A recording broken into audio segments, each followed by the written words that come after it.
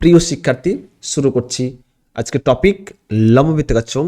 এর আগের ভিডিওতে আমরা 11 পর্যন্ত অঙ্ক কমপ্লিট করেছিলাম। আজকে শুরু করব 12 নম্বর অঙ্কটি। ঠিক আছে, প্রত্যেকে রেডি হয়ে যাও এবং খাতা কলম পেন নিয়ে বসো এবং মনোযোগ সহকারে ভিডিওটি দেখতে হবে। ঠিক আছে, কোর্সে দেখি 8 প্রশ্নোত্তর আলোচনা হবে। অঙ্কটি দেখো, বলেছে সমান ঘনত্বের একটি লম্ববৃত্তাকার কাঠের গুঁড়ির বক্রতলের ক্ষেত্রফল দিয়েছে। একটি লম্ববৃত্তাকার কাঠের যে গুঁড়ি, এর বক্রতলের ক্ষেত্রফল সূত্র কি? 2πr/h। ব্যাস, তোমাকে অবশ্যই মনে রাখতে হবে লম্ববৃত্তাকার চোঙের বক্রতলের ক্ষেত্রফল হচ্ছে 2πr/h, আর আয়তন হচ্ছে πr²h, আর সমগ্রতলের ক্ষেত্রফল হচ্ছে 2πr × r+ কি বলতো h। এই তিনটে সূত্র অবশ্যই তোমাকে মনে রাখতে হবে। আর ভূমির ক্ষেত্রফল হচ্ছে πr²। আমরা প্রথম ভিডিওতে আমরা কিন্তু সূত্রগুলো লিখেছিলাম ইম্পর্টেন্ট ফর্মুলা দিয়ে। ঠিক আছে, সমান ঘনত্বের একটি লম্ববৃত্তাকার কাঠের গুঁড়ি যে বক্রতলের ক্ষেত্রফল দিয়েছে 440 বর্গ ডেসিমিটার বলেছে, তাই ডেসিমিটার কনভার্ট করতে হবে অবশ্যই। 1 ঘন ডেসিমি কাঠের ওজন দেওয়া আছে কত বলতো? 1.5 কিগ্রা দিয়েছে। গুঁড়িটির ওজন কত দিয়েছে? 9.24 এত কুইন্টাল। কুইন্টাল মানে 100 কিগ্রা। গুঁড়িটির ব্যাসের দৈর্ঘ্য চেয়েছে, উচ্চতা চেয়েছে, তাহলে কুইন্টালকে অবশ্যই কিগ্রাতে কনভার্ট করতে হবে। যে ঘন ডেসিমি কাঠের ওজন দিয়ে ভাগ করলে আমরা পেয়ে যাবো তাহলে আয়তনটা। ঠিক আছে, তাহলে সলিউশন, তাহলে 9.24 এত কুইন্টাল আছে। আর আমি বললাম যে 1 কুইন্টাল সমান বললাম 100 কিগ্রা, মনে থাকবে? তাহলে এত কুইন্টাল আছে মানে কত? এটাকে যদি আমি কিগ্রাতে করি তাহলে 9.24 ইন্টু কত হবে? তাহলে 100। পাশে কি তাহলে এত কিগ্রা, তাই 10 উঠালে কত হবে? তাহলে 100 কেটে দিই, তাহলে কত? 924 এত কি তাহলে কিগ্রা পেয়ে গেলাম তাহলে। ঠিক আছে, এবার গুঁড়িটির আয়তন বের করতে হবে। তাহলে 1 ঘন ডেসিমি কাঠের ওজন কত আছে? 1.5 কিগ্রা। তাহলে 1 ঘন ডেসিমিটার কাঠের ওজন কত আছে বলতো? 1.5 এত কি কিগ্রা। ক্লিয়ার? এত এত ডেসিমি, এত ঘন ডেসিমি কাঠের ওজন 1.5 কিগ্রা দিয়েছে, তাহলে অবশ্যই গুঁড়িটির আয়তন, তাহলে গুঁড়িটির আয়তন পেয়ে যাবো। তাহলে গুঁড়িটির আয়তন যদি ভাগ করে দিই 9.24কে না 924কে যদি 1.5 দিয়ে ভাগ করে দিই তাহলে অবশ্যই আমরা পেয়ে যাবো। তাহলে 924 বাই কত হবে? তাহলে 1.5 এত কি তাহলে? এত ঘন ডেসিমিটার। ক্লিয়ার? দশমিককে উঠিয়ে দাও, তাহলে কত হবে? 10। বুঝতে পেরেছো? 3 দিয়ে কাটো, 3 5 15, 3 3 9, 3 8 24, তাহলে 5 দিয়ে 10, 308 ডাবল কত? 616। এত কি তাহলে? ঘন ডেসিমিটার পেয়ে গেলাম। তাহলে মানে আয়তনটা পেয়ে গেলাম। আর এখানে বক্রতলের ক্ষেত্রফল কত দিয়েছে? 440। ব্যাস, তাহলে চেয়েছি গুঁড়িটির ব্যাসের দৈর্ঘ্য চেয়েছি, ব্যাসের দৈর্ঘ্য চেয়েছি, মানে ব্যাসের দৈর্ঘ্য বের করা কি বের করতে হবে? অবশ্যই আমাকে ব্যাসার্ধ বের করতে হবে। তাহলে গুঁড়িটির ব্যাসার্ধ ধরে নেবো আর উচ্চতা ধরে নেবো h, তাহলে ব্যাস ওখান থেকে পেয়ে যাবো তাহলে। ঠিক আছে, নেক্সট যে লাইন, তাহলে ধরি গুঁড়িটির তাহলে ব্যাসার্ধ হচ্ছে কত বলতো? আর ডেসিমিটার। ঠিক আছে, আর ডেসিমিটার। উচ্চতা হচ্ছে h ডেসিমিটার। ক্লিয়ার? তাহলে ব্যাসার্ধ পেয়ে গেলাম, উচ্চতাও পেয়ে গেলাম। এবার গুঁড়িটির বক্রতলের ক্ষেত্রফল কি হবে তাহলে? তাহলে গুঁড়িটির বক্রতলের ক্ষেত্রফল 2πr/h কত তাহলে বলো? তাহলে 2πr/h সমান 400 কত? 40 এত কি তাহলে? 1 নম্বর সমীকরণ। এবার আয়তন কি পেয়েছি? তাহলে গুঁড়িটির ঘনফল কত পেয়েছি? এবার আয়তন, তাহলে গুঁড়িটির আয়তন বা ঘনফল যেটা বলতে পারো, তাহলে আয়তন হচ্ছে πr²h সমান হচ্ছে 616। ঠিক আছে, 1 নম্বর সমীকরণ 2 নম্বর সমীকরণ পেয়ে গেলাম। আমরা যদি ভাগ করে দিই তাহলে অবশ্যই আর h এর মান পেয়ে যাবো। তাহলে ঠিক আছে, 2 নংকে যদি আমরা 1 নং দ্বারা ভাগ করে দিই করে পাই। ঠিক আছে, তাহলে πr²h বাই কত হবে? তাহলে 2πr/h সমান কত? 616 বাই কত? তাহলে 440। তাহলে এখানে দেখো পাই কেটে যাচ্ছে, এইচ কেটে যাচ্ছে, আর স্কোয়ার বাই আর মানে কত হবে, আর বাই কত হবে তাহলে 2, আর বাই 2 আছে না।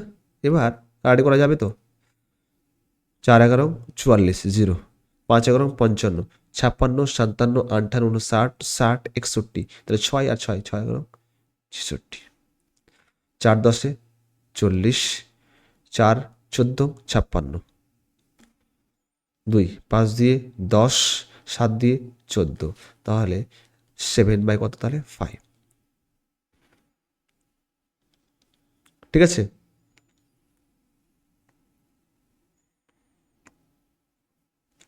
তাহলে কি এখানে আছে, কি পেলাম তাহলে, 4 1 4, 4 4 কত 16, 14, 14 দিয়ে কত 28, তার মানে কত এখানে আর এর মান কত পাবো তাহলে আমরা, 7 দিয়ে 14।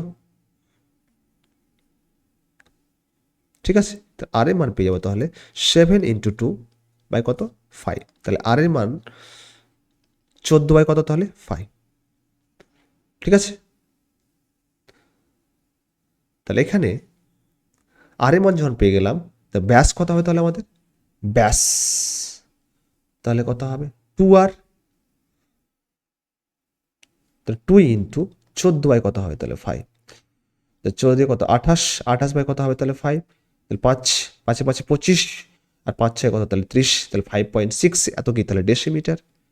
ঠিক আছে, এবার 1 নং সমীকরণে মানটি বসিয়ে আমরা কিন্তু এইচ এর মানটা পেয়ে যাব। ঠিক আছে, তাহলে অবশ্যই পরবর্তী নেক্সট লাইন, যে 1 নং সমীকরণে 1 নং সমীকরণে আর এর মান বসিয়ে পাই, আর এর মান বসিয়ে পাই। ঠিক আছে, তাহলে দেখো পরবর্তী নেক্সট লাইন, 2 পাই আর এস 40, তাহলে 2 পাই আর এইচ, 2 পাই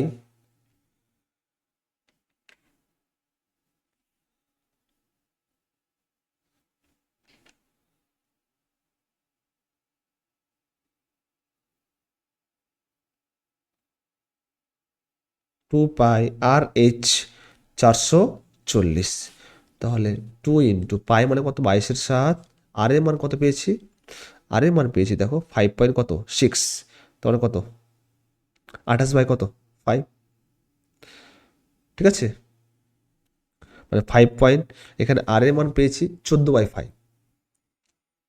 ঠিক আছে, এখানে 2 আর পেয়েছিলাম কত 28/5, এখানে যেহেতু আর এর মান কি 14/5, তাহলে 14/5,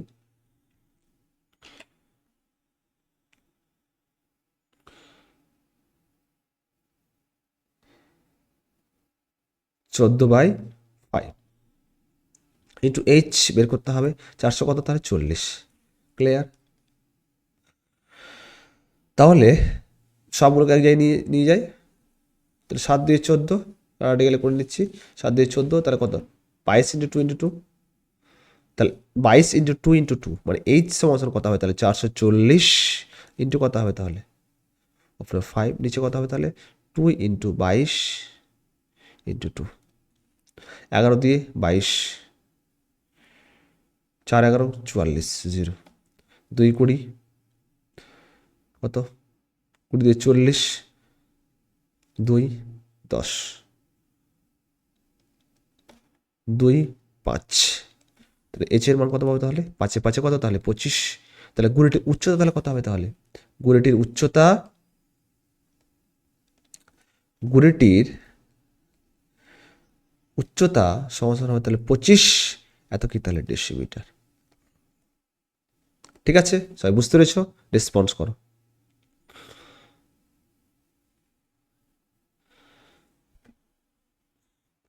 এবার পরবর্তী নেক্সট কোশ্চেন দেখে নাও, 13 নম্বর কোশ্চেন, 14 নম্বর কোশ্চেন করার আগে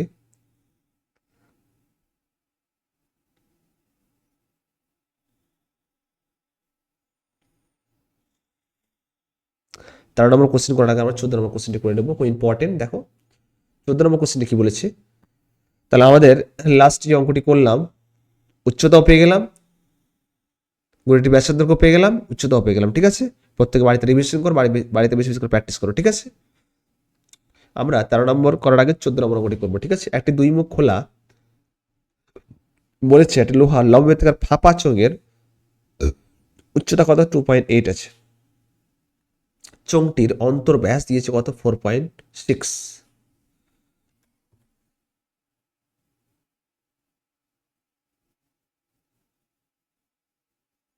ঠিক আছে, একটি দুই মুখ খোলা লোহার লম্ব থেকে ফাঁপা চোঙের উচ্চতা আছে 2.8 মিটার, চোঙের অন্তর্ব্যাস দিয়েছে 4.6 ডেসিমিটার, চোঙটি 84.48 এত ঘন ডেসিমিটার লোহা দিয়ে তৈরি, মানে আয়তন দেওয়া আছে। চোঙটির বহির্ব্যাস কত হবে তাহলে? তাহলে বহির্ব্যাস আর উচ্চতা কি দেওয়া আছে তাহলে 2.8, সবগুলোতে ডেসিমি কনভার্ট করতে, দেখো 2.8 মিটার আছে, তাহলে ডেসিমিতে কনভার্ট করতে হবে। তাহলে চোঙটির উচ্চতা, চোঙটির উচ্চতা কত হবে তাহলে? উচ্চতা ধর এইচ সমস্যা কত তাহলে 2.8 এত কি তাহলে মিটার, মিটারে কী করতে হবে আমাকে ডেসিমিতে কনভার্ট, তাহলে 2.8 ইন্টু কত তাহলে 100, 10 দিয়ে গুণ করতে হবে, তাহলে মিটারকে ডেসিমি করলে 10 দিয়ে গুণ, তাহলে কত হবে 10 মিটার, তাহলে কত হবে 10, 10 কেটে আছে, তাহলে কত হবে 28 ডেসিমিটার। ক্লিয়ার? এবার চোঙটির অন্তর্ব্যাস দিয়েছে কত 4.6, তাহলে অন্তর্ব্যাসার্ধ কত হবে তাহলে 4.6 পাই কত 2, তাহলে চোঙটির অন্তর্ব্যাস দেওয়া আছে, অন্তর্ব্যাস কত 4.6 এত কি তাহলে ডেসিমিটার। তো অন্তর ব্যাসার্ধ কত হবে তাহলে? অন্তর ব্যাসার্ধ তাহলে 4.6 বাই কত 2 এত কি ডেসিমিটার, বুঝতে পেরেছো? তাহলে কত 2.3 এত কি তাহলে ডেসিমিটার হবে তাহলে। কিন্তু বহির ব্যাস দিয়েছে, ব্যাস চেয়েছে, তাহলে ব্যাসার্ধ তো ধরে নেবো তাহলে আমরা। তাহলে পরবর্তী নেক্সট লাইন, ধরি চোঙটির বহির ব্যাসার্ধ, ধরি চোঙটির বহির ব্যাসার্ধ আর ডেসিমিটার, আর ডেসিমিটার। ঠিক আছে, তো আমাদের আয়তন তাহলে কত হবে তাহলে? ফাঁপা চোঙের অন্তর ব্যাসার্ধ বহির ব্যাসার্ধ যদি দেওয়া থাকে তাহলে এর আয়তন হচ্ছে পাই ইন্টু বড় হাতের আর স্কোয়ার, মানে বহির ব্যাসার্ধ স্কোয়ার মাইনাস ছোট অন্তর্ব্যাসার্ধ স্কোয়ার। ঠিক আছে সূত্রটা, শর্তানুসার মানে শর্তে লিখবো পাই ইন্টু বড় হাতের আর স্কোয়ার মানে বহির্ব্যাসার্ধ স্কোয়ার মাইনাস ছোট হাতের আর স্কোয়ার মানে অন্তর্ব্যাসার্ধ স্কোয়ার ইন্টু এইচ। ঠিক আছে, সমান 84 পয়েন্ট কত হবে তাহলে 48। মানগুলো আছে বসিয়ে দেবো তাহলে। পাই মানে কত 22/7 অবশ্যই মনে রাখতে হবে, আর অবশ্যই আর স্কোয়ার তো বের করতে হবে আমাকে। আর এর মান কত, ছোট হাতের আর স্কোয়ার কত, অন্তর্ব্যাসার্ধ কত 2.3 পেয়েছি, তাহলে 2.3 তার কত হবে তাহলে বলো স্কোয়ার। ঠিক আছে, ইন্টু এইচ মানে কত পেয়েছি তাহলে, এইচ মানে হচ্ছে এখানে 28 ডেসিমিটার পেয়েছি, তাহলে 28 ইন্টু 28 সমান কত 84 পয়েন্ট কত তাহলে 48।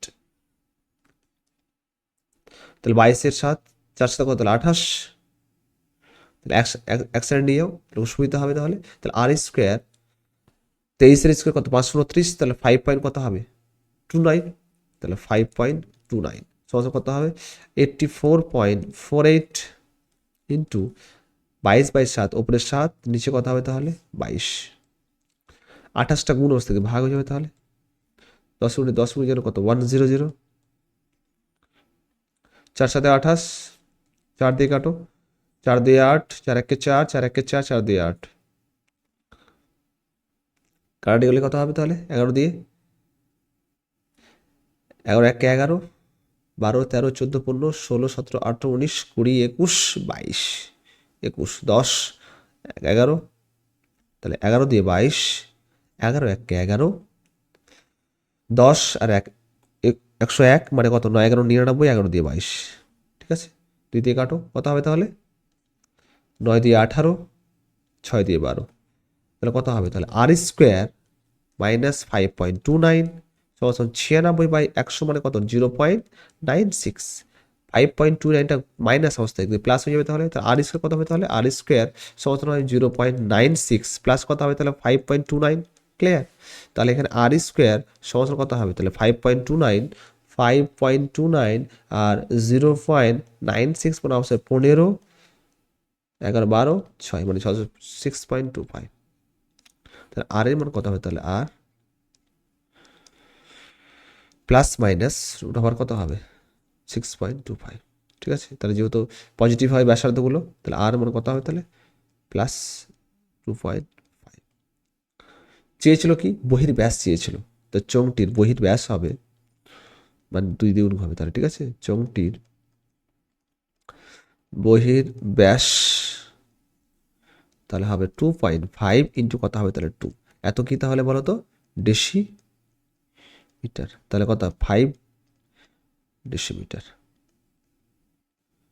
ক্লিয়ার? বুঝতে পেরেছি সবাই? রেসপন্স করো, বুঝতে পারছো কিনা বলো। আর ভিডিওটি ভালো লাগলে অবশ্যই শেয়ার করে দিও, সাবস্ক্রাইব করে নিও চ্যানেলটিকে। চ্যানেল নাম ম্যাথস বাই অবাকর। অবশ্যই টেলিগ্রাম গ্রুপে জয়েন হয়ে নিও, তাহলে পিডিএফগুলো সব পেয়ে যাবে, ঠিক আছে। যদি তোমাদের দরকার হয় আর কোথাও যদি বুঝতে অসুবিধা হয়, অবশ্যই কমেন্ট সেকশন আছে, সেখানে জানাতে হবে, ঠিক আছে। আজকে এই পর্যন্তই থাক, পরবর্তী নেক্সট ক্লাসে আমরা পরবর্তী নেক্সট অঙ্কগুলো করবো, ঠিক আছে। আজকে 14 পর্যন্ত অঙ্ক করলাম, পরবর্তী নেক্সট 15, 16, 17 এগুলো অঙ্কগুলো কমপ্লিট করবো, ঠিক আছে। ওকে, ভালো মতো পড়াশোনা করো, প্র্যাকটিস করো বিশেষ করে, একটাই কাজ। থ্যাংক ইউ, ভিডিওটি দেখার জন্য অসংখ্য ধন্যবাদ। আর চ্যানেলের নাম ম্যাথস বাই কি বলো তো আবু আক্তার, ঠিক আছে। ওকে, আজকে এই পর্যন্ত থাক, নেক্সট ক্লাসে দেখা হচ্ছে। Okay, love you all, take care, by.